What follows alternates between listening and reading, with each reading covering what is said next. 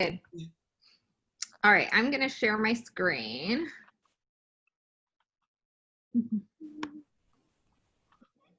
Okay. All right, so connecting is what Lynn asked us to speak about. So direct and indirect invitations. And, you know, just as I was thinking about it and getting ready for tonight, connecting is really the superpower of our profession, right? So that is like what we need to become very comfortable with doing in order to be successful in this industry. It's also like in anything, you're always connecting. But I think a lot of times, because it's a direct link to people in this business, we put so much pressure on ourselves and on connecting. So I just wanted everyone to stop and think for a minute about that. Connecting is the art of building relationships. It's our superpower as network marketing professionals, and that we're all here because of a relationship, right? And in addition, we know that the products are great. We know that the compensation plan is amazing, that it's the best network marketing company out there. But I know for me personally, and I would guess for many of you, the reason that you're still here is because of relationships, because of this beautiful community, because of the team Mark and Lynn have built, because someone reached out to you or has stayed in contact, and you've developed a sense of community here. So we were talking about it a little bit last week, and I kind of looked up. So people are seeking community now more than ever. I think that we all know that. But I did look up, let's see here.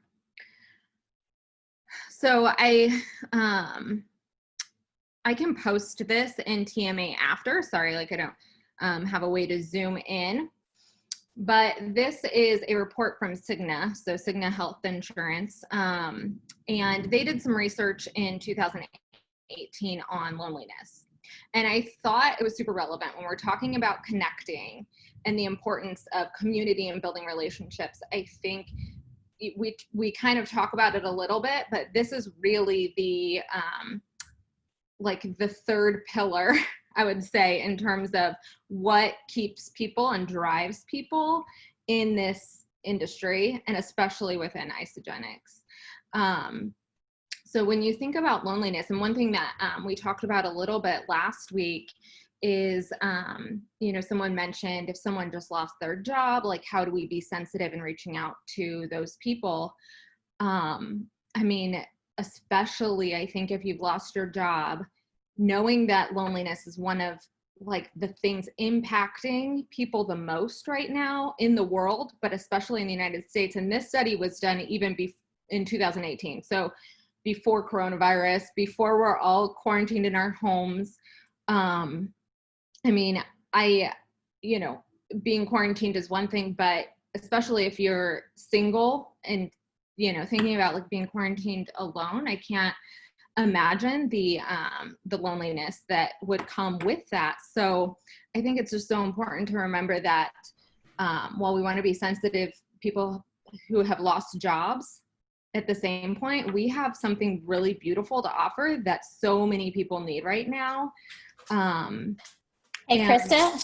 Yeah. I want to add two things to that too.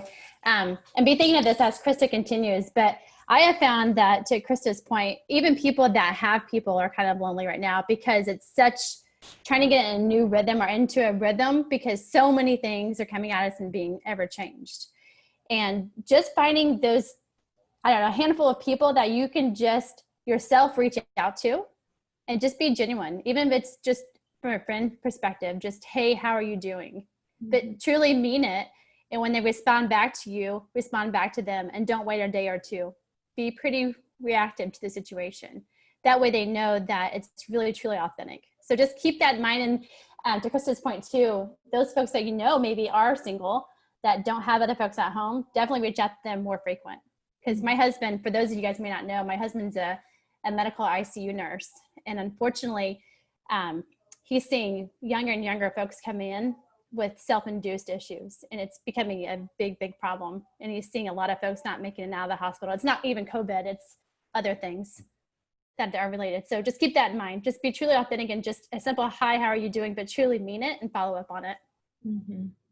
Yeah, thank you, Jill. Yeah, since this is a little bit small, and like I said, I can post this study in TMA just so that you guys can read through it, because it was pretty impactful for me to see as well. But lack of social support and meaningful social interactions. So thinking about what we all have here, again, in terms of support and genuine interactions, negative feelings about one's personal relationships, poor physical or mental health, and lack of balance in one's life. So I know we talk a lot about that we offer solutions, you know, for everyday life and for the things that people are struggling with, but this is the big one, and the connection and community that we offer speaks directly to this increase in loneliness today. And anyone just jump in and ask questions too, so if you have anything. So I'm going to take us on a little side note in regards to connecting and direct and indirect asks. And so just bear with me, because I promise I'm going to bring it back around. But when I really started to think about connection, and as I have been a part of this team longer, feeling more and more comfortable talking to people about isogenics, I started to think about, like, I believe the first piece of connection really starts with your belief. And I know Lynn and Mark have talked about that a ton. We hear other leaders talk about that, but thinking through your own belief. So deciding that you are a network marketing professional. So is that comfortable for you to say as your profession? Or do you tend to want to default and make this kind of like your side thing? You know, when people ask you, how is Isogenics going? If they see you talking about it on social media, how comfortable are you speaking to your business as your profession? Being committed and working hard, and we're going to go into each of these a little bit. And I'm sorry, because I'm like terrible about reading comments while I'm presenting. So if anyone has anything, please just jump out. I'll keep on top of that, Krista, for us. It's all good. Thanks, friend. Show genuine interest in getting to know others, care more about them and how to add value to them than yourself, and trusting in the process. So we're going to dig into each of these a little bit. So deciding that you're a professional, deciding this is your profession, and feeling comfortable speaking to that, that's the beginning. So your personal belief. This was something that, so I did a little bit with photography kind of prior to being introduced to Isogenics. And this was something that in my classes, the classes that I took online for that was talked about a lot. So first of all, how many of you knew that Joanna Gaines never went to design school or did not have an interior design degree? Kind of crazy, right? So she actually has a degree in communication studies. And arguably, obviously, they've built a multi-million-dollar business off of her interior design aesthetic, right? She's definitely a leading designer in the field. So I think a lot of times we wait for, or in our own mind, we think that we will be a professional when we have a certain rank, when we earn a certain amount of money, when we're asked to speak on stage. So we add our own kind of like stories to when we are, you know, believe that we're a professional. So just challenging you guys to all think through that and to decide that you are a professional. The minute that you decide you wanted a business with Isogenics, you are a network marketing professional. So put that on and wear it and feel comfortable with that. In some of my photography classes, it was funny because they would say, like, if you pick up a camera and take pictures, you're a photographer. And say it each day. And I would encourage you guys to do the same thing. And I'm walking through this process myself as well, but saying that each day, that this is your career, like looking in the mirror and telling yourself that affirmation, I'm a network marketing professional. And who do you, like, who do you look up to within the profession? So we have so many amazing leaders, Mark and Lynn on the call, but so many amazing leaders as well in Isagenix. And sit down and write out, what are those characteristics when you see yourself in your mind achieving your goals with this company? What does that look like for you? Like, and this is something that recently going through training with Tony Robbins, Krista was having us literally write out the description of like, what are you going to be wearing? What do you speak like? What do you do when you wake up in the morning? What do you have for breakfast? You know, do you work out? Then what happens? Literally make your formula that detailed so that you can envision yourself in your mind as that person. And that kind of helps you when you are talking to someone, call on that person and have the confidence. Even if you haven't done this a long time, even if, you know, you haven't talked to that many people, what are those characteristics and how do you put that persona on when you need it and step into that? Does that make sense? Cool. All right.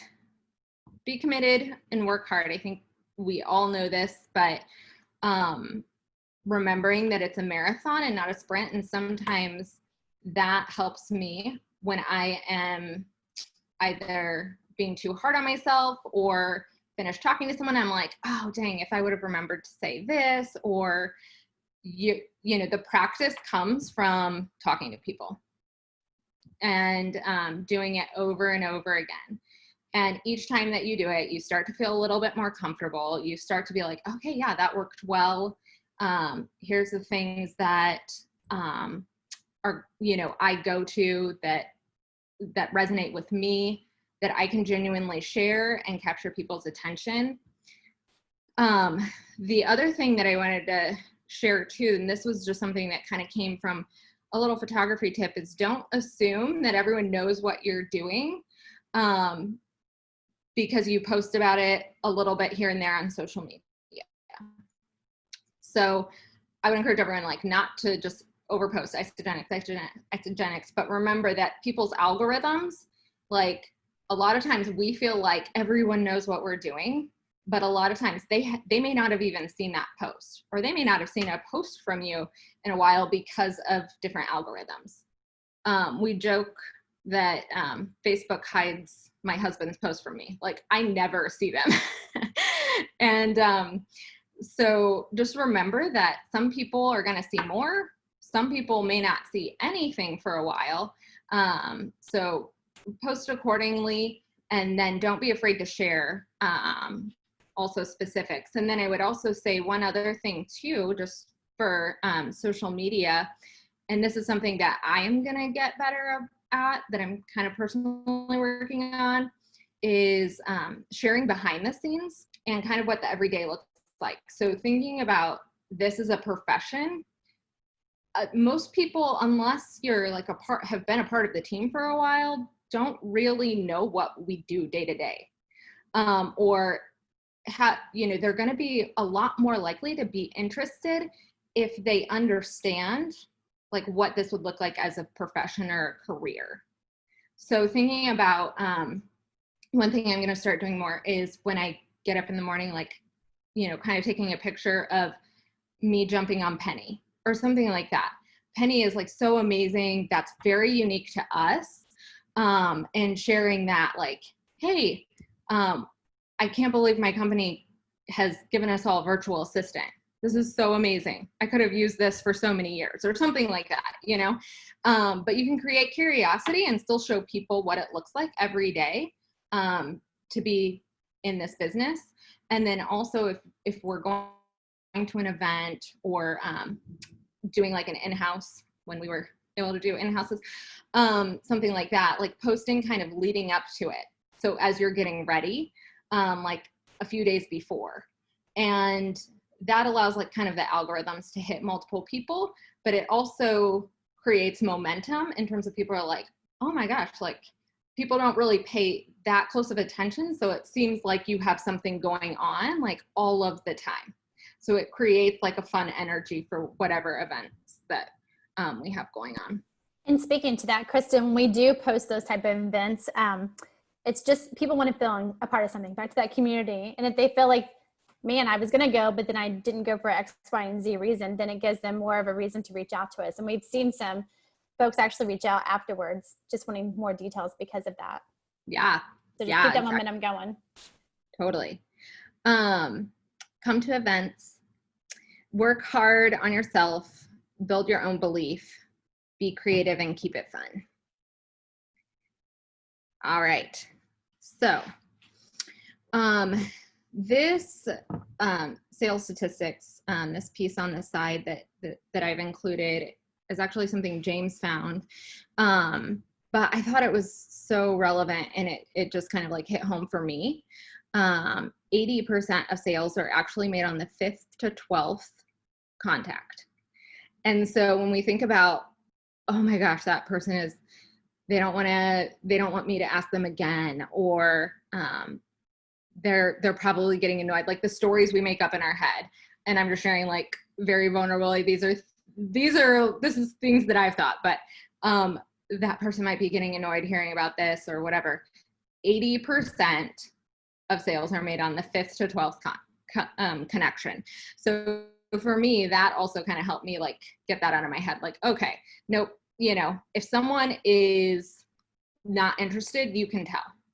And, just be mindful of reading people's like body language. And I also included in here in the celebration talk on overcoming objections. If you guys listen to that, Michael Klaus, I think he said no to his friend for 6 years before joining Isagenix. So a lot of times we think, and he did make the point too, that person wasn't constantly just like beating down his door. Hey, are you ready to join my business? Hey, are you ready to join my business? Hey, are you ready to join my business? It was genuine connection and, meeting for coffee every few months and letting it come up naturally in the conversation, but also not being afraid to speak to it and not being afraid to ask. So just remember, keep those little things tucked in your back pocket when you're like, oh, do I say something again? Well, you never know like when the time is going to be right for that person. And it might be that the next time that you ask. So, and Krista, I'll give an example of that. There was a lady that I used to work with that she just saw one of my transformation posts, and it was just like, it was me being vulnerable, put that up there to begin with. But then when I did, she seems pretty fit from the outside. And she just reached out to me and she said, okay. And we've just been back and forth, just keep it connected over the years.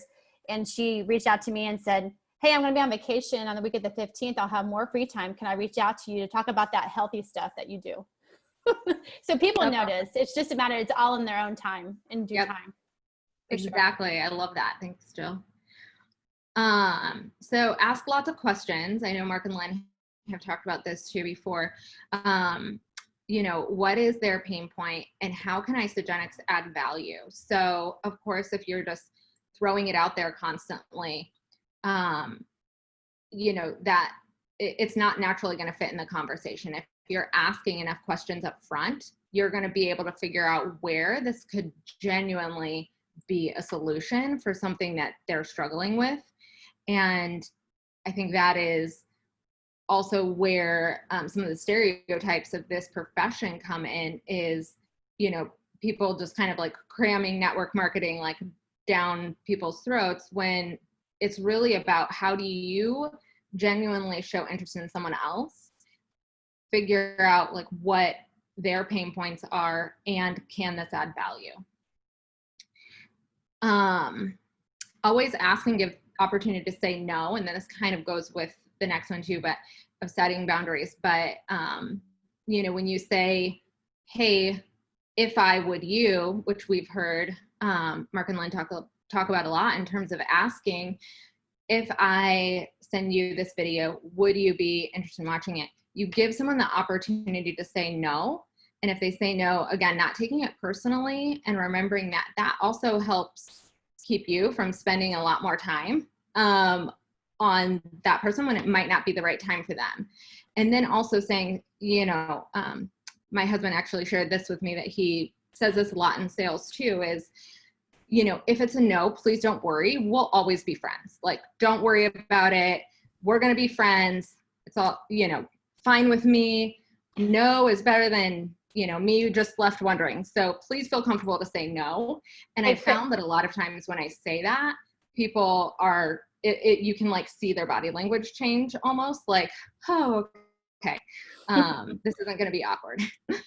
So, hey, Krista, and to add to that too, Mark and Lynn made a good point. Understanding it's in their timing, it's not our timing. And I think sometimes you want it so badly, but you got to be in their timing and in their space. Yep, totally. And I think that also speaks to, a lot of times, because we know the value these products bring or the value of the compensation plan, we might be able to see how it's the perfect fit for whatever pain they're struggling with. But one thing, I don't know if you guys have ever done any research on, like, if someone's in a threat state mindset, a lot of times it's hard for them to accept any solution. So someone has to, again, back to being in their own time, they have to be ready to want a solution to that pain. And I think sometimes we want it worse for them than they want it at the time. So, and then the other one. So Mark, were you the one that was talking about Chris Voss? Hey, Krista, real fast, we have one question. I want to make sure we get that answered. Lori is asking, are the algorithms the same for Facebook stories as it is for the feed? Does anyone know if you see more of the stories or the feed? Yeah, I think that's why everyone promotes stories so much, because you see anyone that has a story across the top, they show up, I'm pretty sure. And so if you scroll, you can see anyone that's posted a story and it stays up for 24 hours. So that's one, I would say that's one good thing about stories, and why using stories are so important on both Instagram and Facebook, because I've noticed like a higher view rate, I think, with stories. Good question. Does anyone have any better answer to that? I know Courtney uses stories a lot. Do you have anything to add, Courtney, that you've seen in trend wise? No, I haven't noticed anything algorithm wise. I will say on Facebook, people are using less stories, so your chances of your story popping up are greater than, people are mostly posting. But in Instagram, people are mainly using stories. So it's strange. But yeah, I don't have anything else to add. Yeah. And I think even in Instagram, if you like scroll to the right, you can see everyone, I believe, that you're friends with that's posted a story. But you might have to like scroll for a long time. So how many people do that would be an interesting statistic to find out. And Nicole added something good too. She said the more you watch someone's story, the more the algorithm is going to see your interest in watching what that person posts and shares. Thanks, Yeah. Nicole. So another important reason to use stories. Good, I didn't know that. So emotionally anchoring. So Chris Voss, Mark, were you talking about Chris Voss in one of the power hours recently? No, it wasn't me, Krista. Wasn't you? Okay. I thought someone mentioned him, but he is a former FBI negotiator, and I'm going to post a video in TMA as well. So it's kind of long, but just kind of interesting. So he has taken his skills as a FBI hostage negotiator and has started a business to help people with their businesses. And the whole thing is kind of about influence and using certain words that make people feel more comfortable. So very interesting. But one of the things he talks about is emotionally anchoring the conversation. So starting with kind of letting people know what's coming. And so I have it down here a little bit in direct ask and invitation. But if you start with something that kind of almost draws them in, but makes them feel a little bit braced. So he says to start with something that is negative, and then you go into something that is more positive. and it draws people in. So an example that I kind of came up with for isogenics would be like, if you're direct asking someone, hey, this is going to be super obnoxious of me, but I thought of you because you're very entrepreneurial. If I sent you a video on how isogenics might be a great business opportunity for you, would you be open to watching it? So when you start with something that's kind of negative, hey, this is going to sound super obnoxious, and then you're like, oh, would you be open to watching this video on my business? People are like, oh, yeah, that sounds good. Like, so it kind of like flips the script because they're prepared for you. They're like, what's this person going to ask? And then you lead into something where they're like, oh yeah, that sure, send it to me. I'm interested. So I thought that was a good one, and you can use that both for direct and indirect ask. My favorite is I thought of you because. So if you're just getting into a conversation with someone, or even with someone that you've talked to, I found before about isogenics, but let's say something comes out, a new tool or a video that you feel like is super relevant for them and would directly speak to their pain point. So I did this recently with someone, and I said, she was a hairdresser. It was with Susan Miller's video. And I just said, hey, I know we've talked about this before, but I thought of you because this leader within isogenics used to be a hairdresser. And I think you could really relate to this. If I sent you the video, would you be open to watching it? And she was like, oh yeah, totally, send it to me. So I've gotten really positive responses from just the I thought of you because followed by the if I would you. So I know we've talked about that a ton. It's not new or creative or inventive, but it works. And when you're following it with something really genuine that specifically speaks to that person, it draws them in. I mean, to me, it's a compliment that someone is thinking of me because of this. And I've just gotten really great responses, I would say. And then the other one that kind of came from this video from Chris Voss, he said using how instead of like can or you ought to or here's why. Using how makes people feel at ease and less defensive. So let's see how we can get you to your goal. How would you like to achieve that goal? You told me that your goal was, to lose 20 pounds or to make some extra money. How would you like to achieve that goal? And then letting them tell you. And then using their own words. So if we're really listening, if we're taking notes, you can use their own words. So I was thinking about our conversation, or I thought of you because you said you were so stressed out right now trying to keep up with work and virtual learning.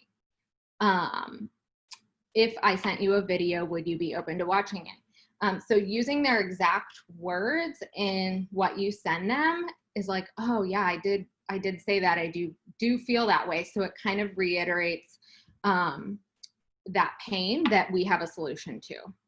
And to that, Krista, just remember, utilize the notes section in Penny, because you can definitely, for word, copy and paste those conversations into that. Yeah, that's and so utilize good. that. Great call. So yeah, and then I have the stuff about emotionally anchoring down there. So I'll post the video. You guys can play with that a little bit, because I was kind of like playing with it in my mind, how it could tie into a direct or indirect ask, and how you could kind of like set the tone and then draw someone in with that. And then indirect is you're asking for a referral, basically. I thought of you because, or you could use a compliment. You seem like you have a lot of respect in the community. Do you know anyone who might be interested in losing weight or earning extra money? I thought of you because, do you know anyone who would be interested in improving their health or earning extra income? And then even a kind of like a direct ask indirectly is, would you be willing to refer me? And I think a lot of times we tend to like steer away and kind of sugarcoat it a little bit. But I feel like people are more responsive when you just come out and be straightforward too. So something like that, you know, would you be willing to refer me if you know someone that's interested in losing weight? And you can share a little bit of your story as well. And then again, with the emotional anchoring, basically kind of using that same lead in. This is going to sound super obnoxious, but do you know anyone who's interested in improving their health or earning extra income, and would you be willing to have them reach out to me? So that, again, they're kind of like a little bit braced, and then you draw them in with something that's like just asking them for their help. So you guys can play with that a little bit and see how that works for you. Any other questions on that? I'll just add I know we're a little bit over, sorry. Courtney had a quick comment. She said, just connecting with them first, making that genuine connection, building that relationship if you don't already have one with them. And then from there, isogenics comes up, good. But if it doesn't, just keep that relationship and fostering that relationship first. Courtney, anything to add to that other than what you typed in the chat? Nope. Just wanted to share that. Yeah, I agree. I think, again, like if you've built that relationship, you should already have answers to a lot of these questions because you've asked them throughout the relationship. So, and then just kind of ending on looking for additional ways to add value to others. So it might be with isogenics, or it might not be, especially as you're building that relationship and connecting and getting to know someone. What is their greatest pain, and how can you add value, even if it doesn't have to do with isogenics? So just being genuine, you know, again, back to the community that we offer, but the world is going through so much right now. People are definitely hurting and juggling a lot. How can we just be beacons of light and genuinely just show grace and love to people? Those are qualities that sadly are hard to find, and they're attracting. So if you are happy, if you have joy, if you are just willing to love on people, they will show up. So, and then remembering too to just kind of let your expectations go, which isn't easy, especially when you like see again what this could do for people, or you know, those rank advancements that I know we all would like to achieve, but remembering that it's about them and just showing love and being that light. So, and then I think also I just put the last one, share what you're learning and be vulnerable. Because I've actually had, I feel like more conversations where people are starting to see the benefits of residual income just by saying like, oh my gosh, I never knew this, and I wish I had known it earlier, and kind of sharing what I'm learning throughout the process. So, and then just trust in the process and repeat. So like Mark and Lynn always talk about. Any questions? I think Lori had one last comment. She said, and I'll just sum it up, but put yourself in their shoes. How would you want to be treated from the recipient? Mm-hmm. I think that's something we got to be mindful of. Yep, totally. And I think again, even if you know someone was a no at first, just continuing to stay connected, or if they're on your team but not actively involved with the business. Julie is phenomenal at this because she kept like texting me all the time, even when I was at a place where I wasn't able to run with the business. So, yeah. All right. That's all we got, guys. Thanks for letting us share.